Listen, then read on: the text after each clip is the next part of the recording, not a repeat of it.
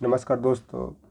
आज मैं मुग़ल शासक औरंगज़ेब पर पूरे देश में हंगामा बरपा हुआ है। उसका कारण है कि जो महाराष्ट्र में समाजवादी पार्टी के विधायक अब्बू आज़मी ने उनका थोड़ा सा प्रशंसा कर दिया, तो उसी के कारण हंगामा बरपा हुआ। तो इस पर एक गज़ल भी है, हंगामा है क्यों बरपा थोड़ी सी जो पीली है। इसका मतलब है कि अगर कोई व्यक्ति थोड़ी सी बात बोल दी, इतना हंगामा बरपाने का क्या औचित्य है, तिल का ताड़ बनाने का क्या औचित्य है। जिस पर उत्तर प्रदेश के मुख्यमंत्री योगी आदित्यनाथ ने यह भी स्टेटमेंट दिया कि अब्बू आज़मी को उत्तर प्रदेश भेज दो, मैं उसे ठीक कर दूंगा। तो महाराष्ट्र में भी आपकी सरकार है योगी जी, तो आप महाराष्ट्र में ही जाकर उनको क्यों नहीं ठीक कर देते। और शेर वह है जो दूसरे के मांद में जाकर शिकार करता है, नहीं तो उसे फिर गिदड़ कहा जाता है, जो गिदड़ भभकी देने से जुड़ा हुआ। उसी तरह से आप कहाँ मुख्यमंत्री और वो कहाँ एक विधायक, और वो भी महाराष्ट्र का विधायक।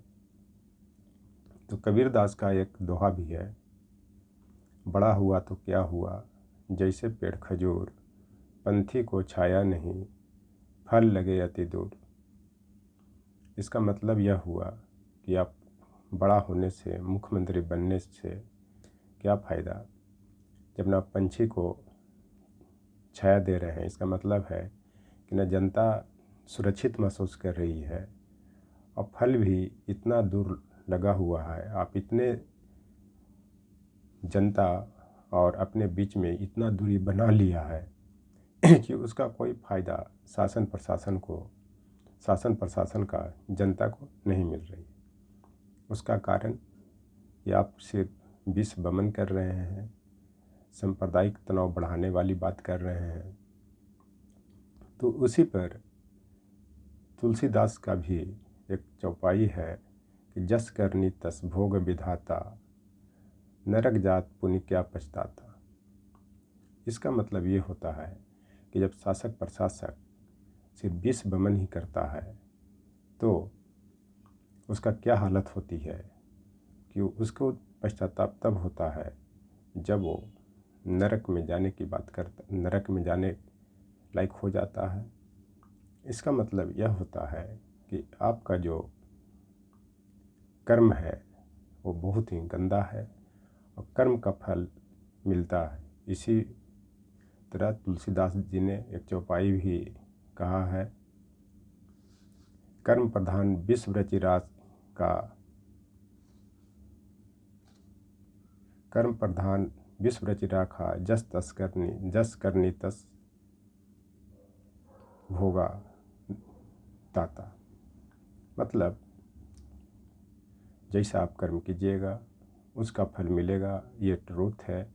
जैसे आप औरंगज़ेब की बात करते हैं, तो औरंगज़ेब ने जैसा कर्म किया तो आप लोग को शायद पता भी होगा कि उसकी डेथ के बाद लगभग 1 से सवा महीना तक उसका डेड बॉडी ऐसे ही पड़ा रहा और उसका जो बेटा मोहम्मद आजम, शाह बहादुर और जो इनके अन्य जो बेटे थे आपस में उलझते रहे सत्ता के लिए। और उसका डेड बॉडी वो जो था वो लगभग ख़राब हो चुका था, उस पर कीड़े पड़ गए थे। तो आप इसी से अंदाज़ लगा सकते हैं कि जो औरंगज़ेब की तुलना अपने से करना चाह रहे हैं योगी जी, कि जैसा औरंगज़ेब ने किया उस तरह के अब जो यूपी में शासन व्यवस्था या पूरे देश में आपकी सरकार शासन व्यवस्था स्थापित करने चाह रही है, तो उसका फल मिलेगा भी। क्योंकि देश के भी ऐसे प्रधानमंत्री हैं जो बहुत दिनों तक कोमा में रहे, क्योंकि कहीं न कहीं कर्म का फल तो मिलता ही है। एक इस पर कहावत भी है कि बोइएगा बबूल तो आम कहाँ से पाइएगा। इसका मतलब ये होता है कि आप कांटेदार वृक्ष को लगाइएगा तो उसमें से फल पाने की कामना न करें। तो अब जहाँ तक औरंगजेब की बात आती है, तो औरंगजेब के जो भी सूबेदार थे, जितना हिंदू सूबेदार या मनसबदार औरंगजेब के टाइम में हुआ, उतना किसी भी मुग़ल शासक के टाइम में नहीं हुआ।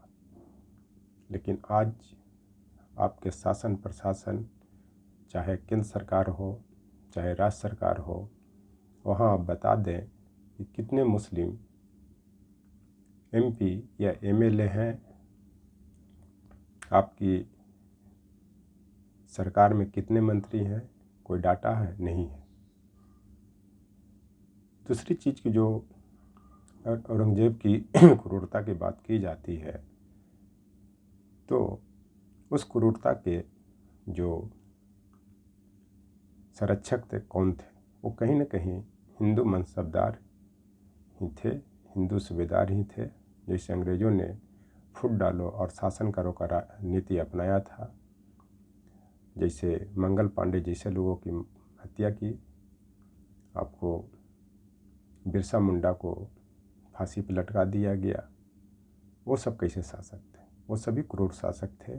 और इनको जो संरक्षण देने वाले थे, कहीं न कहीं देश के राजा महाराजा ही थे, क्योंकि वो लोग नहीं चाहते थे कि देश में जो है कोई दलित OBC लीडर उभरे।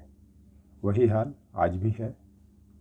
आपने यूपी में कितने इनकाउंटर करवाया, जिसमें 100% फेक इनकाउंटर था, जिसमें लगभग 2000 के आसपास लोग मारे गए, जबकि ये लोकतंत्र है। औरंगजेब के टाइम में राजतंत्र था और वो आपसी प्रतिद्वंदता, सत्ता के लोभ में इस तरह की क्रूरता अपनाई।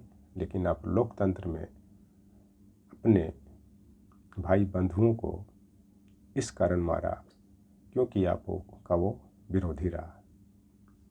औरंगजेब के टाइम में कभी ऐसा नहीं हुआ कि कोई भी योग्य हिंदू मनसबदार या सूबेदार को उपेक्षा की भावना से नहीं देखा गया।